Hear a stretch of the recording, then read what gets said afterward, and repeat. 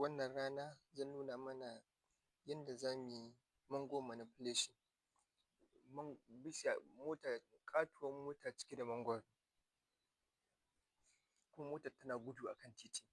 Zan ba mu prompt ɗin da zai mana wannan, kuma zan ajiye prompt ɗin a description na wannan bidiyon. Kuma abin da za mu yi amfani da shi shine bing, sai mu danna free AI image. A nan sai mu rubuta prompt ɗinmu. A nan quantity guda nawa kake so? Ina buƙatar mu yi amfani da wannan model ɗin, kuma ina buƙatar guda ɗaya.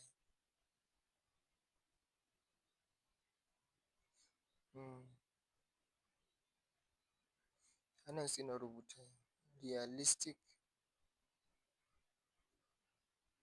3D image.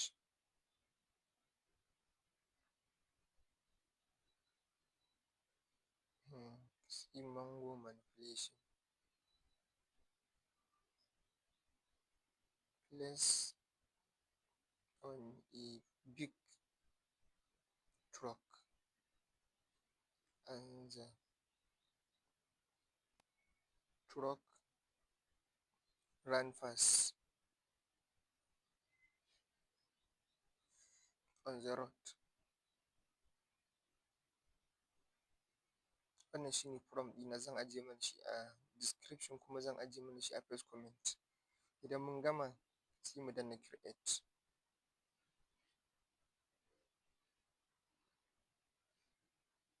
Ga shi nan hotonmu yana generating. Da haka ake generating hotuna a bing. Prompt shine abin da kake so ka generating. Yawwa, ga shi nan.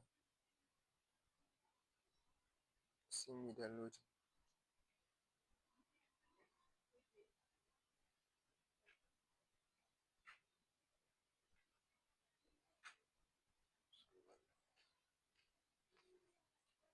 Wannan shine game da wannan image ɗin da muka generating, wanda zan ajiye mana prompt ɗinsa a description ɗin wannan bidiyon.